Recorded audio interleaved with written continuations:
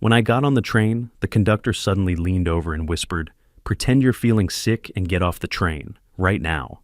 I smiled. I thought it was a joke, but she grabbed my hand and begged, "Trust me, I'm begging you."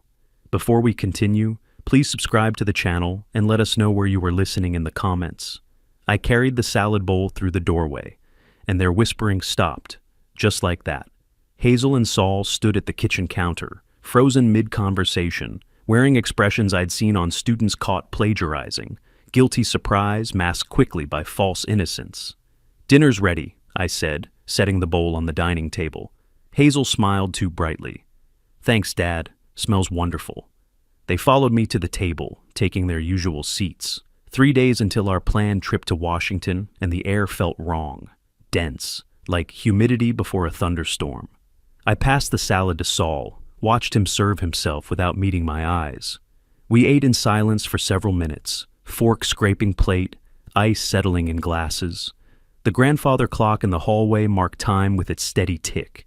Hazel kept glancing at Saul, some unspoken communication passing between them.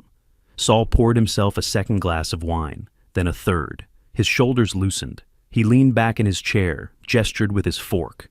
"Well, soon there'll be changes around here," he said, voice carrying that edge of wine-fueled confidence. "We'll finally be able to live like real people, not like—" "Saul!"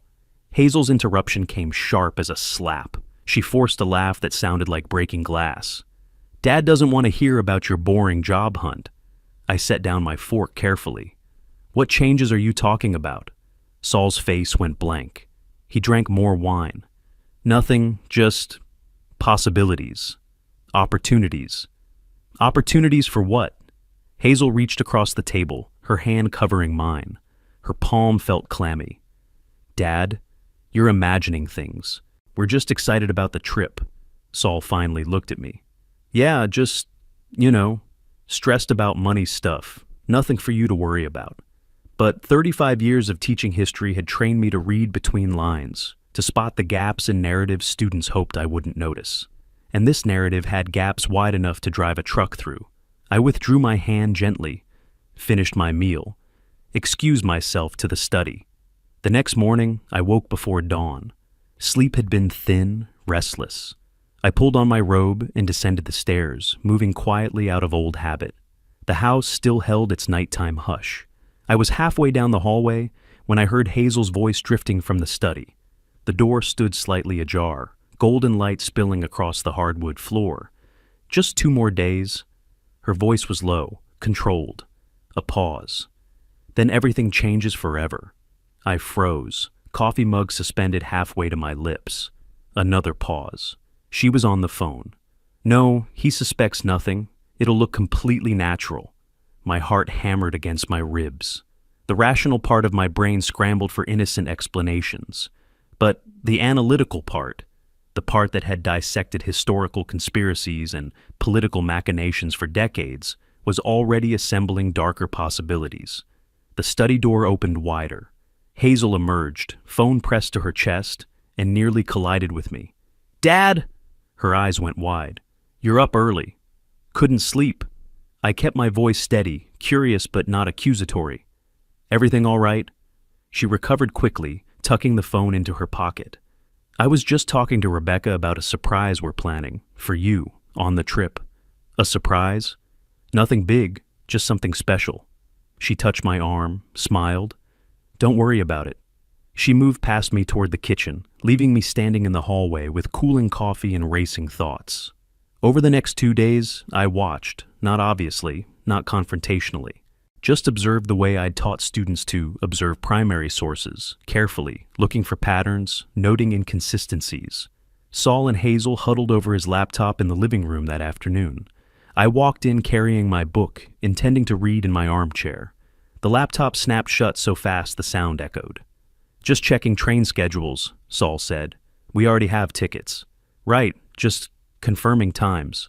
The next day I found them in the kitchen, bent over papers spread across the counter. When I entered, Hazel swept them into a folder. "Boring financial stuff," she said. "Anything I should know about?" "Just organizing some documents, trip planning." But their body language told different stories. The way they sat too close, whispering. how they sprang apart when I approached, the papers hastily shuffled, screens quickly darkened. Each time, thin explanations about trip logistics or mundane household matters. I was a fool, or I was paranoid, or I was seeing exactly what my experience told me I was seeing. That final night before departure, I sat alone in my study. The 3 train tickets lay on my desk. Acela Express to Washington first class, departing 10:47 a.m. I'd paid for them myself, birthday gift to Hazel. She'd been so enthusiastic about a family trip. Quality time together. Quality time. I picked up the tickets, turned them over in my hands. I should cancel. Every instinct screamed warning. Something felt profoundly wrong with this entire situation. But running wouldn't give me answers. Confronting them directly would only make them defensive, drive whatever this was underground where I couldn't see it. I needed to know, needed to understand what was happening in my own house, with my own daughter, under my own roof. 35 years teaching students to analyze evidence and patterns. 35 years learning that when people act secretive, they have secrets. When they whisper and hide papers and shut laptops too quickly, they're concealing something they don't want you to know.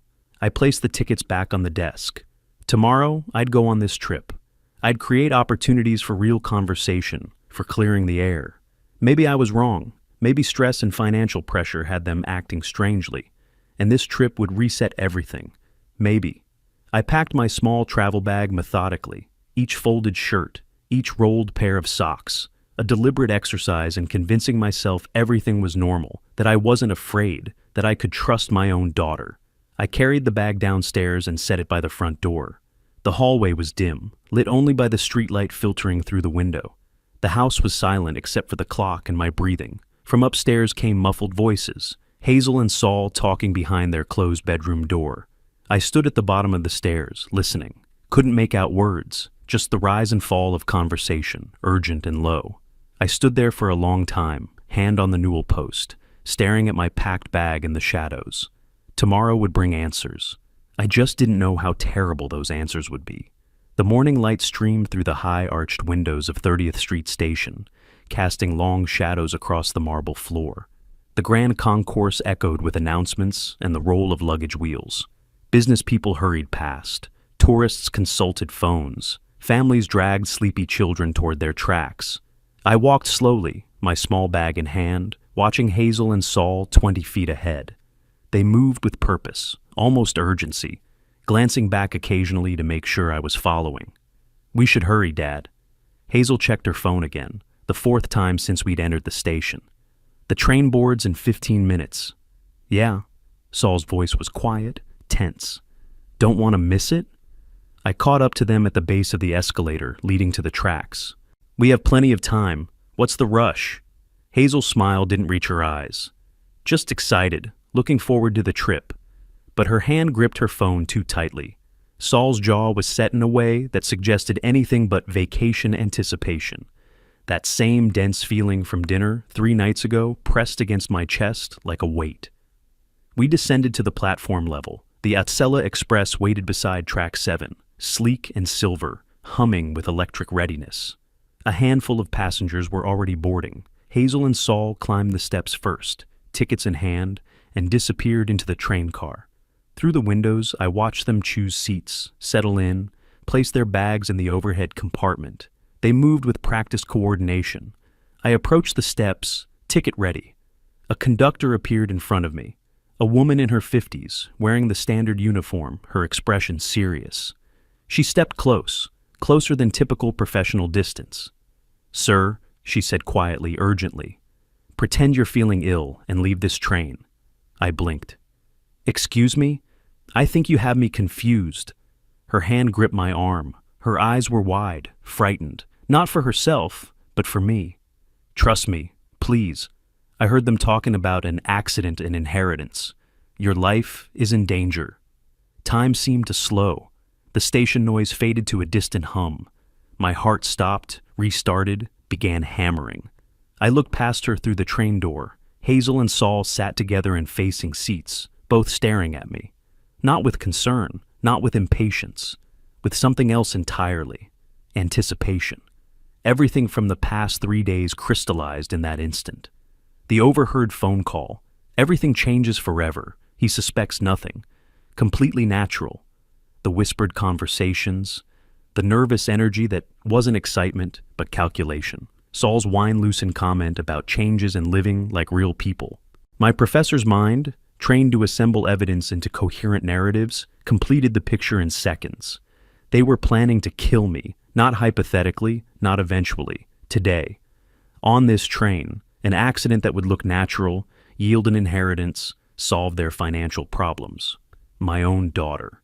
The conductor, her name tag read Lillian, was watching me, waiting. Around us, passengers continued boarding. A voice over the intercom announced final call for the Acela Express to Washington. I had perhaps 30 seconds to decide. I clutched my chest, let my knees buckle slightly, grabbed the handrail for support. "Help!" Lillian's voice rang out across the platform. "Medical assistance needed." Passengers turned, station staff appeared. Someone steadied me from behind. Lillian supported my other arm, her performance convincing because her concern was genuine. Hazel jumped from her seat, rushed to the train door. "Dad!" I waved her back, my voice deliberately weak. "Go ahead, it's just stress. I'll catch the next train." "Dad, we should stay." Saul appeared behind her. His hand gripped her shoulder, firm and controlling. He leaned close, said something I couldn't hear. His face was unreadable. The conductor, a different one, a young man, called out, "Doors closing, all aboard." Hazel hesitated, torn between whatever script they'd planned and the unexpected deviation. Saul's hand tightened on her shoulder. He pulled her gently backward into the car. The doors slid shut. I stood on the platform, supported by Lillian and a station security officer. Through the window, I watched Saul guide Hazel back to their seats. She was talking rapidly, gesturing. He shook his head, said something brief. The train began to move, slowly at first, then gathering speed. The silver cars slid past, one after another. Windows full of passengers reading newspapers, checking phones, settling in for the journey south. The last car passed. The train curved away toward the tunnel, its sound fading, becoming nothing. The crowd dispersed. The security officer asked if I needed an ambulance. I assured him I was fine, just a moment of dizziness, probably didn't eat enough breakfast. He nodded, satisfied, and returned to his post. I was alone on the platform with Lillian. The silence felt enormous. "Are you really all right, sir?" Her voice was soft now, sad. My voice came out hollow. "I need a minute. Thank you. You may have just saved my life." She nodded slowly. "I've worked this line 20 years. I know the difference between trip planning and conspiracy.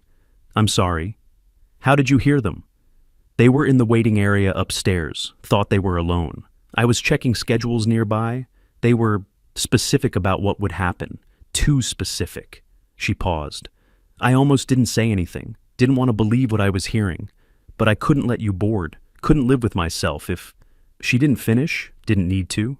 "Thank you," I said again. She squeezed my arm gently, then left me there, returning to her duties. I stood on the empty platform, my bag still in my hand. The distant rumble of the departed train faded into the ambient noise of the station above. Announcements, footsteps, the city's constant hum. My phone buzzed in my pocket, a text from Hazel. "Dad, are you okay? Call us." I stared at the screen. My hand was steady. Steadier than it should be after learning your daughter tried to murder you. The shock was wearing off. Beneath it, something colder was crystallizing, something analytical, strategic. They thought I was vulnerable, easy to eliminate. They thought I suspected nothing. They'd miscalculated. I pocketed the phone without responding and walked toward the escalator. My legs felt solid beneath me. My mind was already working, sorting through options, planning steps. First, get home without them knowing I know. Act confused, concerned, apologetic for ruining the trip. Maintain the facade. Second, find proof. Document everything. They'd been careless these past few days, confident in their deception. That carelessness would continue. Third, decide what comes next. The victim phase was over before it truly began. The strategist phase had begun. The taxi wound through Philadelphia streets, past brownstones and corner markets, morning traffic building. I sat in the back seat watching the city pass, my phone buzzing intermittently in my pocket. Hazel's texts. I didn't look. 20 minutes from 30th Street Station to Chestnut Hill. The driver pulled up to my house. Empty driveway, quiet street. I paid him, climbed out, stood on the sidewalk for a moment, looking at the place I'd lived for 30 years. My daughter wanted me dead. I unlocked the front door, stepped inside. The silence was complete. They were somewhere south of Baltimore by now, speeding toward Washington, believing they'd failed but could try again. I set my bag down in the entryway, took a careful breath. The shock was fading. Something sharper was taking its place. Clarity. I went to my study, closed the door, sat at my desk, pulled out a notebook, the leather-bound one I used for research projects, opened to a blank page, forced myself to think like the historian I'd trained to be for 4 decades. Evidence, patterns, timeline. I began writing. 6 months ago, Hazel started mentioning money troubles frequently. 4 months ago, Saul began asking pointed questions about my will, my assets, my plans for the estate. 3 months ago, they suggested moving in temporarily to save on rent. 2 months ago, Saul brought home bank documents that needed signing, routine account updates, he said. I stopped writing. Bank documents. The file cabinet key was in my desk drawer. I retrieved it, crossed to the cabinet against the wall, unlocked it, found the folder labeled insurance. There it was. Life insurance policy dated 5 weeks ago. Coverage amount, $500,000. Beneficiaries, Hazel Spencer and Saul Gardner. My signature at the bottom looked genuine because it was genuine. The bank documents. I'd signed without reading carefully, trusting my son-in-law. My hands didn't shake as I photographed every page with my phone. Clinical documentation. That's what this was now.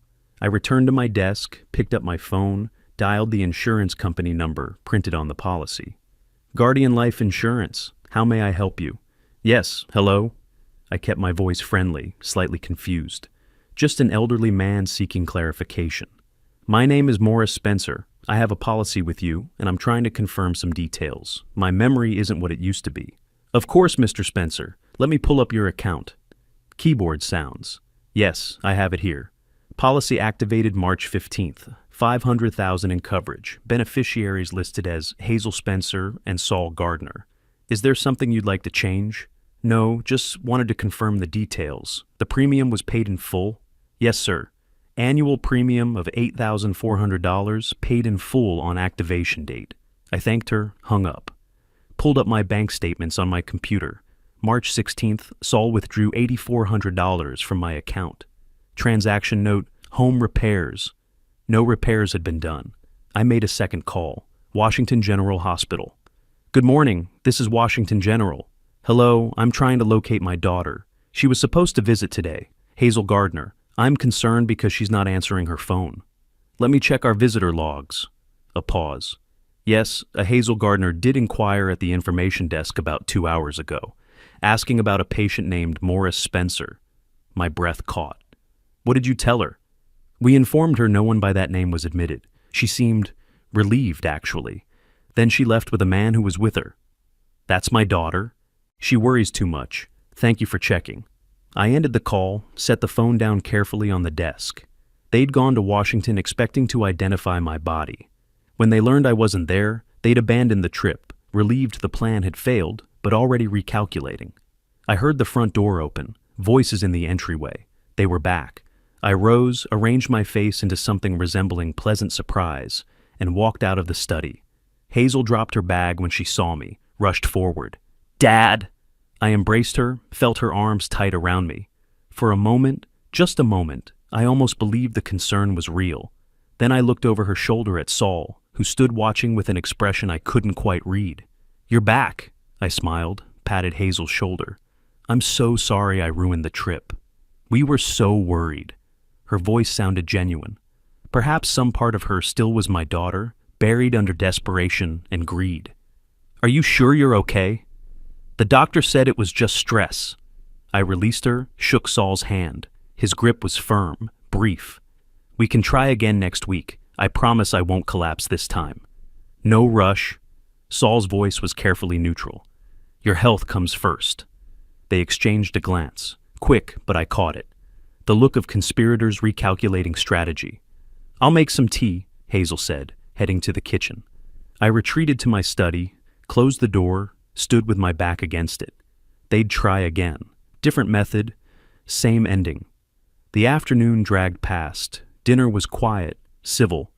I excused myself early, claimed fatigue, climbed the stairs to my bedroom, changed into pajamas, lay on top of the covers, fully alert. Below, I heard their voices, low, urgent. Couldn't make out words through the floor, but I didn't need to. I stared at the ceiling in darkness, my mind working through options. The police. What would I tell them? My daughter helped me sign an insurance policy, and now I think she wants to kill me based on a conductor's warning? They'd call it elder paranoia, suggest counseling, maybe even suggest I was experiencing cognitive decline. I needed proof, real, undeniable, documented proof. And then I needed something more than police involvement. I needed justice, my own kind. The voices downstairs finally went silent. I heard footsteps on the stairs, their bedroom door closing. The house settled into quiet. I rose, moved to my window, looked out at the dark street. A streetlight cast yellow across wet pavement. My reflection stared back from the glass. A 64-year-old man who'd just discovered his own daughter wanted him dead. But the face looking back wasn't defeated. It was focused. Tomorrow I'd begin. Not as a victim. As an investigator. The transformation from hunted to hunter started now. Morning light filtered through the kitchen window. I sat at the breakfast table with Hazel and Saul, eating toast, reading the newspaper. The picture of normalcy.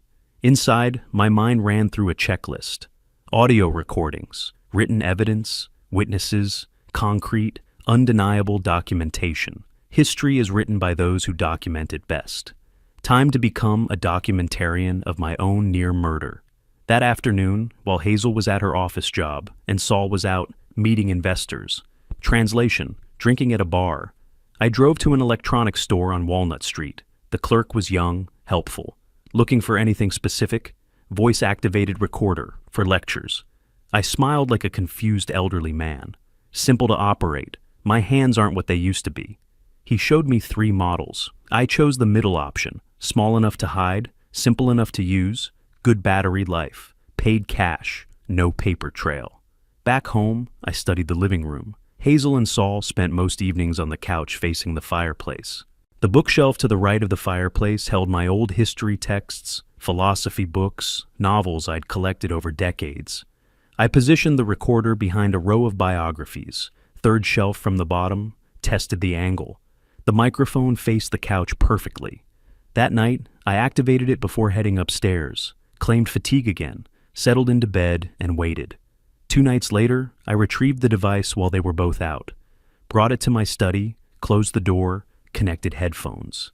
Hours of silence, television sounds, mundane conversation about groceries, bills, weather. Then, at the 3-hour mark, Saul's voice cut through, sharp with anger. The old man survived. How did that happen? Hazel's response came nervous, defensive. Bad luck, bad timing. We need another approach, something at home, an accident on the stairs maybe. Old people fall all the time. Hazel quieter now. I don't know if I can... You want out of debt or not? Saul's voice turned hard. He's got almost $1 million in assets. He could live 20 more years. We don't have 20 years. Silence. Then Hazel. Okay, but we have to be careful. I listened to this section 3 times. Each playback hardened something inside my chest. 3 days later, Saul made a mistake. He left his phone on the kitchen counter while showering. I heard the bathroom door close, water running through pipes. 5 minutes maybe, 6 at most. My hands were steady as I picked up the device. No passcode. Arrogant fool. I opened his messages, scrolled, found a thread with someone named Mike. Messages from 2 weeks ago. Need your help with something. What kind of help? Old man problem. Elaborate? Make it look like accident, stairs or something. How much? Half the insurance payout if you help. I photographed every message with my own phone. Returned Saul's device to its exact position, screen dark, same angle on the counter. 10 minutes later, Saul emerged, hair wet, grabbed his phone without suspicion. I sat reading the newspaper as if nothing had happened. That afternoon, I called Amtrak's customer service line. I want to thank a conductor who helped me during a medical emergency last week. Is there a way to reach her? They connected me to her supervisor, who patched me through to Lillian Warner. Mr. Spencer. Her voice carried immediate concern. How are you? Are you safe? For now, I need your help, Ms. Warner. Would you be willing to write down what you overheard that day? Everything you remember, for my records, for my protection. I'll do better than that. Her tone turned firm. I'll get it notarized. What they said made me sick. I'll mail it to you this week. My throat tightened with gratitude. Thank you. You may have saved my life. You saved your own life by listening. Be careful, Mr. Spencer. Next, I needed professional verification, proof of motive that would stand up under scrutiny. I searched the Pennsylvania State Licensing Database, found a private investigator with solid reviews and 20 years' experience. Called from a coffee shop payphone downtown. We met the following afternoon at a different coffee shop, corner table, away from windows. He was 50s, gray suit, quiet competence in his bearing. What do you need, Mr. Spencer? Financial background check, 2 people. I slid an envelope across the table, $800 cash. Credit reports, business loans, debt obligations, everything legal to access. He counted the bills, nodded. 1 week. 7 days later, a manila envelope arrived by courier. I signed for it, brought it to my study, locked the door. The report was thorough. Hazel, $67,000 in credit card debt across 6 cards. Saul, $95,000 in failed business loans, 3 different lenders, 2 collection agencies actively pursuing payment. Combined debt, $162,000. I read the entire report twice, making notes in my research notebook. Motive, undeniable, means they'd tried once, were planning to try again. Opportunity, I lived with them. They had access to me daily. 2 weeks after the train station incident, I sat in my study surrounded by evidence spread across my desk like artifacts in an archive. The audio recording of their conversation about stairs and accidents. Photographs of Saul's text messages about hiring Mike. Lillian's notarized statement, 3 pages, detailed and damning. The private investigator's financial report. The insurance policy with my genuine but deceived signature. It was enough. But enough for what? Police? I could press charges for conspiracy, but text messages could be explained away. Saul's lawyer would claim they were jokes, dark humor between friends. The recording might be inadmissible, obtained without consent. Even if charges stuck, what then? A trial dragging through years. Hazel and Saul declaring bankruptcy. Maybe some probation? No. I'd spent 35 years teaching students that justice and law aren't always the same thing. That sometimes the righteous outcome requires unconventional means. Sometimes you have to build your own justice. I opened my laptop, typed Pennsylvania state law into the search bar, page after page of legal text, revocable living trusts, beneficiary designations, estate planning strategies, probate processes. I took notes in my precise handwriting, filling pages with possibilities. Outside my study door, the house was dark. Upstairs, Hazel and Saul slept, believing their plan was still intact, believing they were safe. They had no idea the trap was already being built around them. I bookmarked a webpage, Estate Planning Attorneys, Philadelphia. Tomorrow, I'd make a call. The victim phase was over. The evidence collection phase was complete. The revenge phase was about to begin. Mid-April light streamed through tall windows overlooking Market Street. I sat in a leather chair across from Nelson Croft's desk, a manila folder in my lap. 3 days of research had led me here. Reviews, credentials, case histories. 20 years specializing in estate law. Exactly what I needed. I set the folder on the polished wood between us. Thank you for seeing me on short notice, Mr. Croft. He nodded, professional composure in place. You mentioned this was urgent. What can I help you with? I opened the folder, began laying out evidence piece by piece. The insurance policy first. $500,000. Beneficiaries I never intended. Then Lillian's notarized statement. 3 pages detailing what she had overheard. The photographed text messages next, each screenshot clear and damning. The private investigator's financial report, showing debt like an anchor around their necks. Finally, I pulled out my phone, connected it to the small speaker I'd brought. This recording was made in my living room 2 weeks ago. I pressed play. Saul's voice filled the office, angry and clear. The old man survived. How did that happen? Nelson's professional mask slipped slightly. Hazel's nervous response. Bad luck. Bad timing. Then Saul again, cold as winter. We need another approach, something at home. An accident on the stairs, maybe. Old people fall all the time. I stopped the recording. The silence felt heavy. Nelson leaned back in his chair, processing. When he spoke, his voice was careful. Mr. Spencer, this is attempted murder conspiracy. We could take this to police right now. And what would they do? I kept my tone measured. Recordings obtained without consent might be inadmissible. Text messages could be explained as dark jokes between friends. Even with Lillian's statement, it's circumstantial. A good defense attorney would shred it. He nodded slowly. He knew I was right. So what do you want? My answer came immediately. I want to protect my assets legally, make it impossible for them to benefit from my death. Can you do that? Nelson studied me for a long moment. Then he pulled his keyboard closer. Yes, I can do that. He explained the strategy. A revocable living trust. I would transfer all assets, house, investments, bank accounts, into the trust's name. I'd remain trustee with full control during my lifetime. But upon death, assets wouldn't pass through probate to legal heirs. They'd go directly to beneficiaries I designated. An educational foundation, Nelson suggested. Legitimate, clean, legally unassailable. And my daughter gets nothing unless you specifically name her as beneficiary. He met my eyes.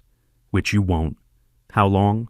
2 weeks to draft documents, get everything filed and recorded. They won't know until it's done. Trust documents are confidential. Perfect. The next 2 weeks passed in careful, deliberate steps. I met Nelson 3 more times, reviewing documents, signing papers, my initials and margins, everything witnessed and notarized. I visited my bank, moved accounts into the trust's name. The county recorder's office filed the deed transferring my house. All done quietly, professionally, without drama. At home, I maintained perfect normalcy. Set the dinner table each evening, asked Hazel about work, listened to Saul's vague mentions of business prospects, showed no hint that I was systematically removing everything they were trying to steal. 2 weeks after that first meeting, Nelson called. It's complete, filed, legally binding. That evening, I waited until we were halfway through dinner. Then, casually, as if mentioning the weather, "Oh, I meant to mention, I transferred the house into a trust last week. Tax optimization, mostly." Saul's fork stopped halfway to his mouth. What does that mean exactly? His voice was carefully controlled. I took a sip of water, smiled mildly. Estate planning? The house is now held in trust. When I die, it passes directly to the designated beneficiary, not through probate. Banks can't touch it for heir debts. Creditors can't claim it. Who's the beneficiary? Hazel's voice had gone tight. An educational foundation. I'm setting it up next week. The silence stretched. Saul set his fork down slowly. Hazel stared at her plate. I finished my meal, excused myself. I'm tired. Think I'll turn in early. I climbed the stairs to my room, closed the door, but didn't undress. Instead, I sat in the darkness, door cracked slightly, listening. 20 minutes. That's how long it took. Saul's voice erupted first, loud enough to carry. What happened? How did he know? Hazel's response came panicked.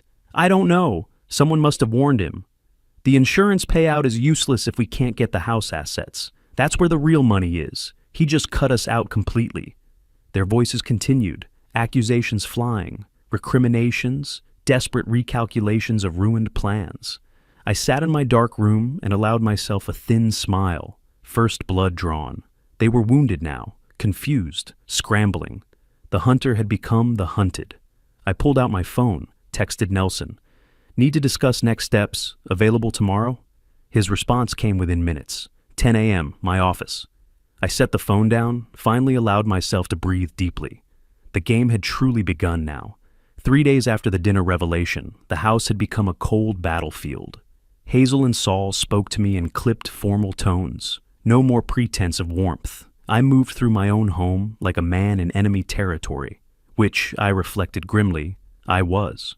Early May morning, I came downstairs for coffee. Noticed the staircase was wet, water glistening on wooden steps, no bucket visible, no mop. Saul emerged from the kitchen, saw me looking. "Oh, I mopped earlier. Must have used too much water." Our eyes met. I nodded slowly, gripped the banister firmly, descended carefully. First attempt. Obvious, desperate. Over the next 2 weeks, the stairs were wet 3 more times. I started using the back staircase exclusively. Then Hazel began pushing vitamins. Special supplements she'd bought, she said, for my health and stress. She'd set them beside my breakfast plate each morning. Watch until I took them. "They'll help you feel better, Dad. You've been so tense lately." I swallowed them dutifully, thanked her, but something felt wrong. The nervous energy in her eyes, the insistence. When she wasn't looking, I palmed them. Collected a week's worth in a plastic bag hidden in my desk drawer. I found a private medical laboratory across town, paid $200 cash, left a phone number, no name. 5 days later, the results came back. Zolpidem, prescription sleep medication, 50 milligrams per pill, triple the normal dose. Enough to cause dangerous sedation, confusion, falls. My own daughter was drugging me. I drove to Nelson's office, brought the lab report and the bag of doctored vitamins. He examined the documentation, his face hardening. "This is attempted poisoning, assault. We contact police now."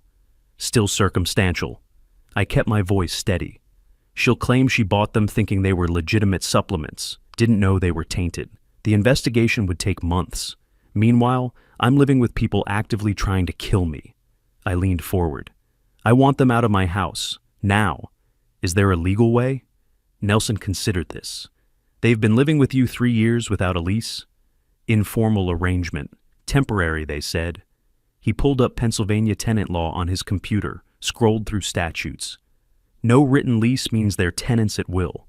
You can terminate the arrangement with 30 days written notice. After that, if they refuse to leave, you petition for eviction through the sheriff." "How fast can you draft the notice?"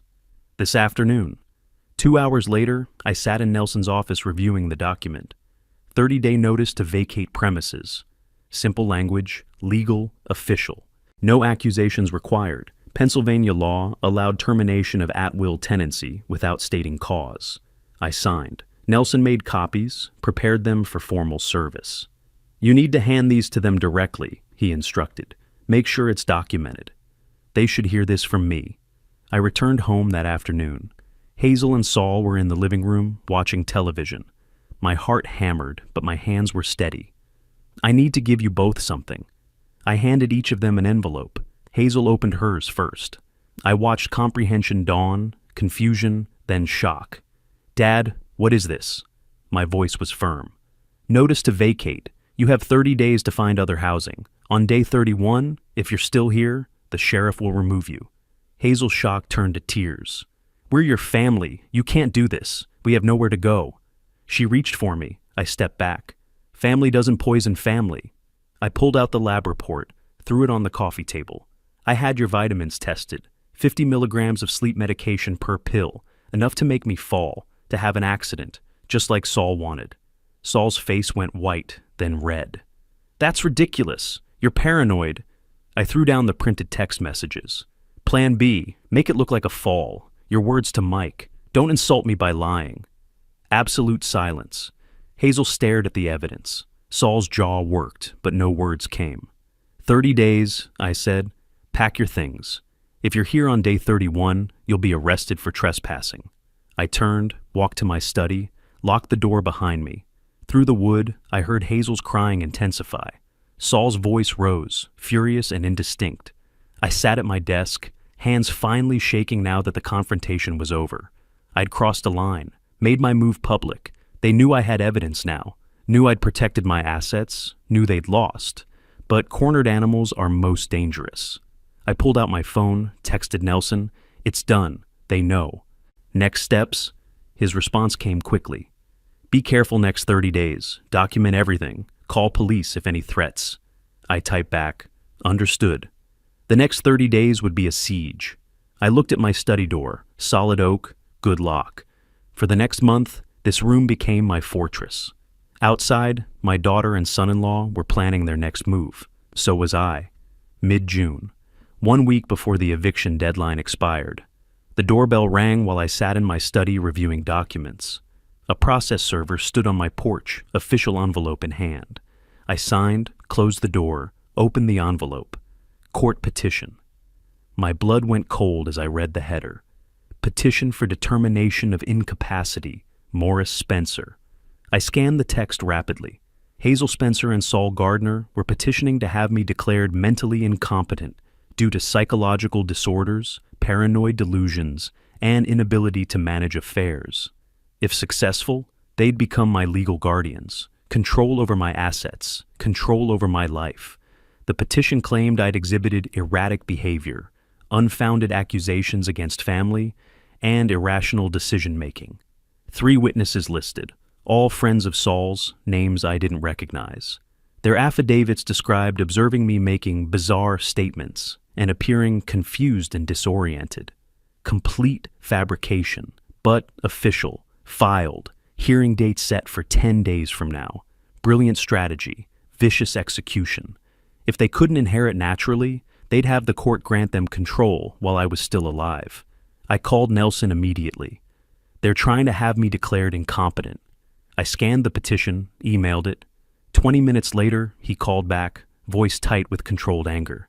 This is fraudulent witness testimony, potentially perjury, but we need to take it seriously. If the judge even partially believes them, they could get temporary guardianship pending evaluation. What do we need? Medical evaluation, full psychiatric assessment from a licensed professional, documentation proving you're completely competent before the hearing. Nelson arranged an appointment with Dr. Rebecca Chen, a forensic psychiatrist who specialized in competency evaluations.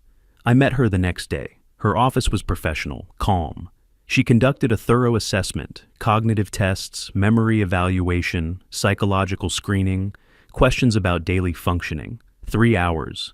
At the end, she reviewed findings with me, her manner professional but warm. Mr. Spencer, you scored in the superior range on all cognitive measures, memory, judgment, reasoning, all excellent.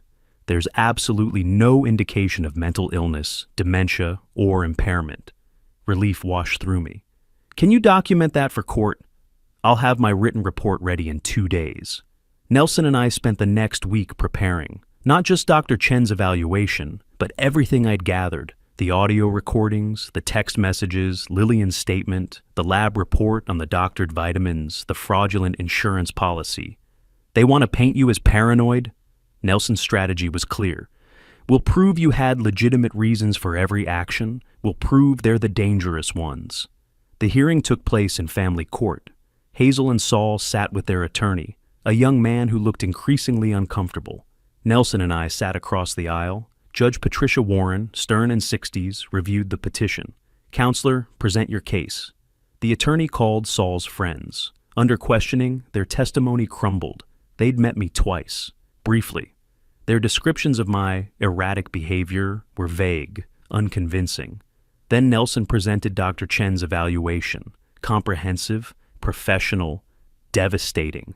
Judge Warren read it carefully, her expression hardening. But Nelson didn't stop there. Your Honor, with permission, I'd like to present additional context. She nodded. He played the audio recording. Saul's voice filled the silent courtroom. An accident on the stairs. Old people fall all the time. Presented the text messages about hiring someone for Plan B. Shared Lillian's notarized statement.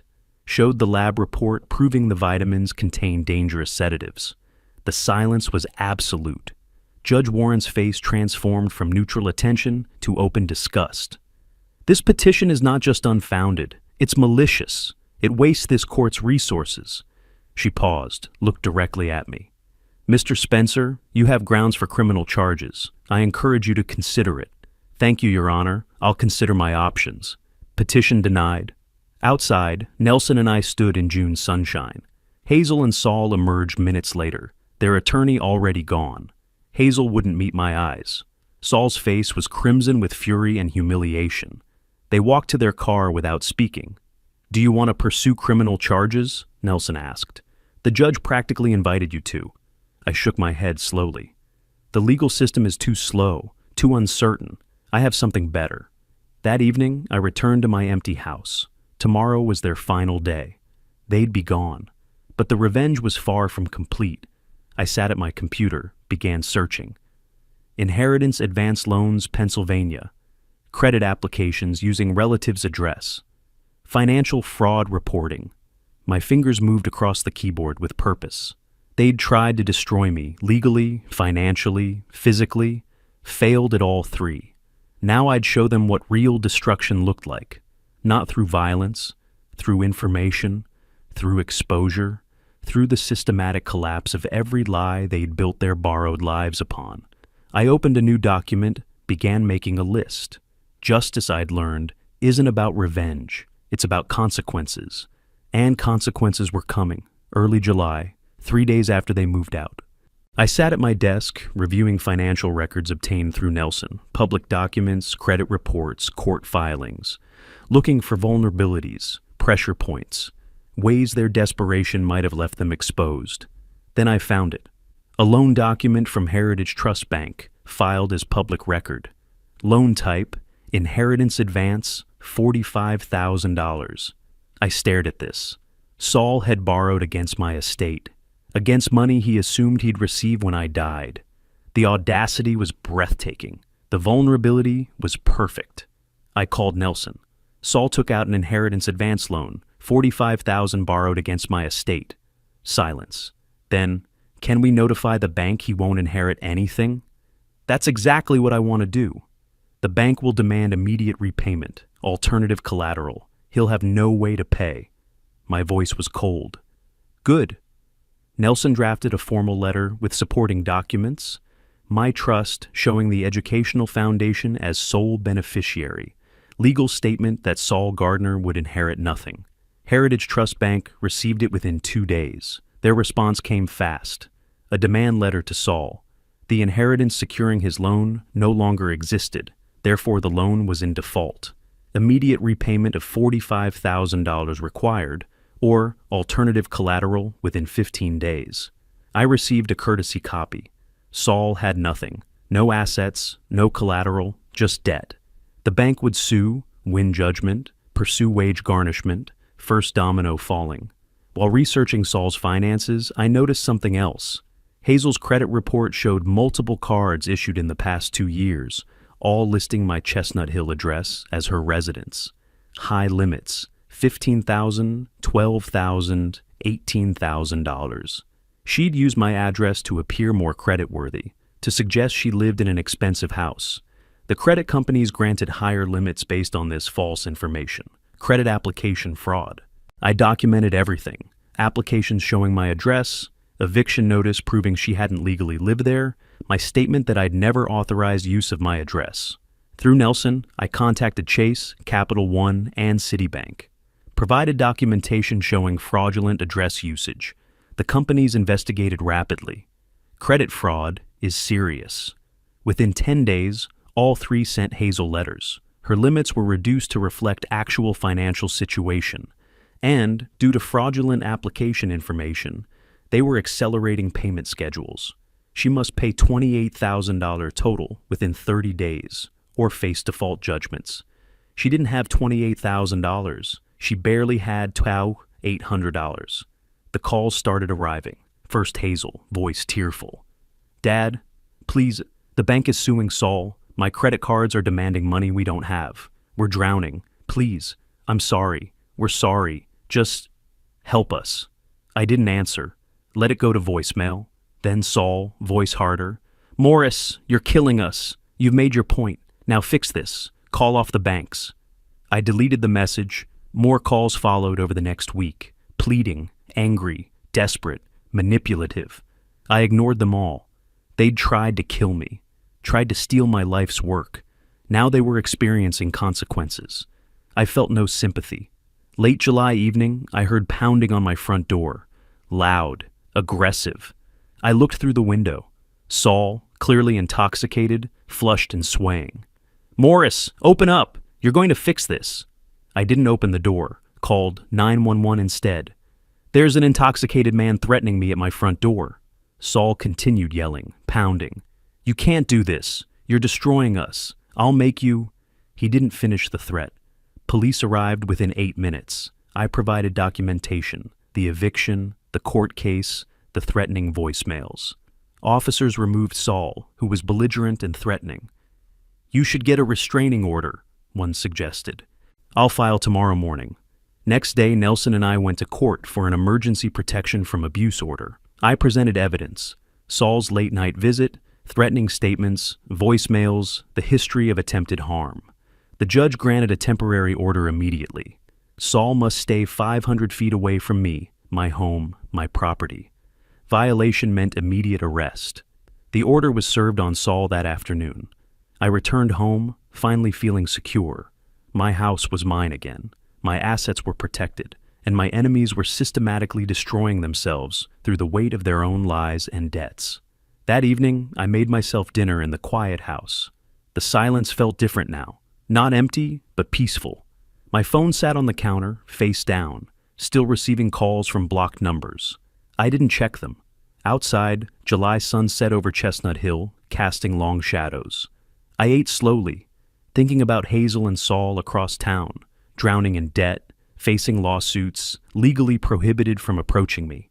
None of it was revenge. It was simply exposure. I didn't create their debts, didn't forge credit applications, didn't lie to banks about expected inheritance. I merely revealed the truth. They built their lives on lies and theft. I just removed the foundation. But something still nagged at me. They were suffering financially, yes. Legally restrained, yes, but still free. Still able to spread their version of events. Play victims. There was one more move to make, one final piece. Tomorrow, I'd call Nelson. The endgame was approaching. Early August, 2 weeks after the restraining order, an email arrived with the subject line, "Interview request, family dispute story." I opened it. A tabloid journalist wrote that he'd been contacted by Hazel Spencer and Saul Gardner regarding elder financial abuse and wanted my comment before publication. The email included their pitch. "Our elderly father has become paranoid and vindictive, cutting us off financially and using the legal system to punish us for imagined slights." Cold fury settled over me. They were rewriting history, painting themselves as victims, trying to destroy my reputation before I could destroy theirs. I forwarded the email to Nelson immediately. Within an hour, he called back. "They've contacted at least 3 outlets, 2 tabloids, and 1 local news station. They're positioning themselves as victims of elder abuse reversal, claiming you fabricated everything." His tone was grim. "If even one outlet publishes their version without fact-checking, it damages your reputation. We need to act preemptively." We spent the next 2 days assembling a comprehensive media package. Everything documented, organized, irrefutable. Audio recordings of Saul planning accidents. Text messages about Plan B. Lillian's notarized statement about overhearing murder conspiracy. Lab reports showing poison vitamins. The fraudulent insurance policy. Court documents from the dismissed incompetency petition. Judge Warren's statement calling their petition malicious. Nelson added a cover letter. Hazel and Saul attempted to murder Morris Spencer for inheritance. All evidence legally obtained and verified by courts. The package was devastating. Nelson contacted every media organization they had approached, plus the Philadelphia Inquirer's investigative desk. Each received the complete documentation with a simple message. Before publishing anything regarding Morris Spencer and his family, please review the attached evidence.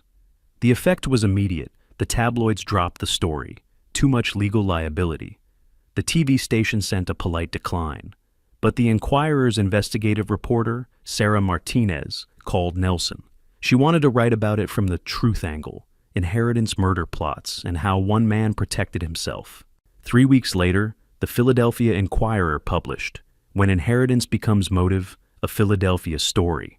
No names were used, but details were specific enough that anyone in our social circles would recognize them. The article described the planned train accident, the poison vitamins, the fraudulent insurance policy, the attempted incompetency petition, factual, well-sourced, devastating. The reporter interviewed Lillian, quoted court documents, presented evidence chronologically. The article ended, "The would-be victim chose legal protection over criminal prosecution, systematically dismantling the conspiracy through estate planning and civil procedures. Sometimes justice operates outside courtrooms. I heard through acquaintances that Hazel and Saul's reputations were ruined. Friends who'd believed their difficult father's story now knew the truth. Former associates distanced themselves. Saul's remaining business contacts disappeared. Hazel's social circle evaporated. They were pariahs, destroyed not by me directly, but by exposure of their own actions. I felt no satisfaction, no joy, just a sense of completion. The truth was now public record. No one would believe their victim narrative again. But I had one more step. Mid-August, I met with Nelson to officially modify my will. Pennsylvania law allows parents to disinherit children for documented cause. I provided that cause: attempted murder, fraud, elder abuse. The new will explicitly stated Hazel Spencer was excluded from inheritance due to documented attempts to cause testator's death for financial gain. Every asset, house, investments, pension, went to the newly established educational foundation. I named it the Margaret Spencer Memorial Scholarship Fund, after my late wife, for history students from low-income families. The will was signed, witnessed, filed, irrevocable. I drafted a letter to Hazel, not cruel, not gloating, just factual. You wanted my estate. You planned my death to get it. You failed. This is the consequence. You inherit nothing. The house, the investments, the pension, all goes to students who will actually value education and honest work. You have perhaps 30 years of working life ahead. Use it to earn your own money. Perhaps you'll learn to appreciate what honest effort means. I included a copy of the new will and one more document: an invoice for $12,000 in legal fees I'd incurred defending against their incompetency petition. Under Pennsylvania law, I had right to recover those costs. I wasn't demanding payment. They were bankrupt anyway. But I wanted her to see the full accounting of what her greed cost. I mailed it certified delivery. The next day, I stood at my mailbox watching the postal truck drive away with my final communication to Hazel. The August afternoon was warm, humid. Typical Philadelphia summer. I walked back to my house, noting the garden needed watering, the porch could use sweeping, mundane concerns of normal life resuming. Inside, my phone buzzed. Text from Nelson. Foundation paperwork ready. Can you come in tomorrow to make it official? I typed back, 10 a.m. works. I set the phone down, looked around my quiet house. The battle was essentially over. Hazel and Saul were bankrupt, unemployable in their fields, socially isolated, legally restrained from approaching me, and permanently disinherited. My assets were protected, my reputation cleared, my truth documented in public record. But one piece remained: building something positive from this wreckage. Tomorrow I'd establish the scholarship fund, not as revenge, not as victory, but as the actual purpose my wealth should serve: education, opportunity, the future. Late August, the day after I sent the letter, I sat in Nelson's conference room with foundation documents spread before me: articles of incorporation, tax-exempt status applications, scholarship criteria, board member designations. The Margaret Spencer Memorial Scholarship Fund was becoming real. Nelson explained the structure. Initial $50,000 establishes the fund. Annual contributions from your pension keep it growing. Upon your death, the entire estate transfers in. Students benefit forever. I signed each document carefully. Margaret taught history before illness took her. This would honor her memory properly. This is a better legacy than any inheritance could be, Nelson said. That's exactly the point. The foundation paperwork was filed with Pennsylvania's Department of State. Tax-exempt status granted within 2 weeks. I made the initial contribution from my investment accounts. Nelson helped recruit board members, 2 retired professors from Temple University, a nonprofit administrator, and himself as legal counsel. The fund was operational. First scholarships would be awarded next academic year. I felt something shift inside me. This wasn't about Hazel and Saul anymore. It was about what my life's work should actually accomplish. Legacy through education, not inheritance through blood. Through inevitable social connections, I heard what became of them. They'd filed for bankruptcy in mid-August. Chapter 7, Total Liquidation. The court allowed them to keep basic necessities: old car, clothing, minimal household items. Everything else liquidated to pay creditors. They were living in a small apartment in a rough neighborhood, far from Chestnut Hill. Saul worked at a warehouse, loading trucks. Hazel worked as a cashier at a discount store, their debts restructured into a 7-year payment plan.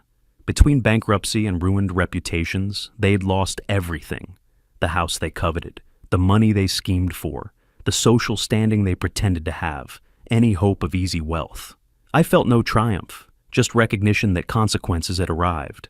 Early September, I invited Lillian Warner to a coffee shop near 30th Street Station. We hadn't seen each other since the courthouse testimony months ago. She arrived in casual clothes, between shifts. "You saved my life that day," I told her. "Without your warning, I'd have been on that train. Whatever they planned would have worked." She was modest. "I just couldn't stay silent. What I heard was wrong." I slid an envelope across the table.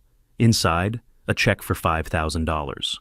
"You risked your job, your safety, to warn a stranger. This isn't payment, it's gratitude."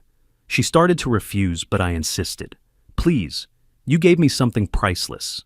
Let me give you something practical." She accepted tearfully. First week of September, my phone buzzed during breakfast. Unknown number. The message: "Dad, I'm sorry for everything.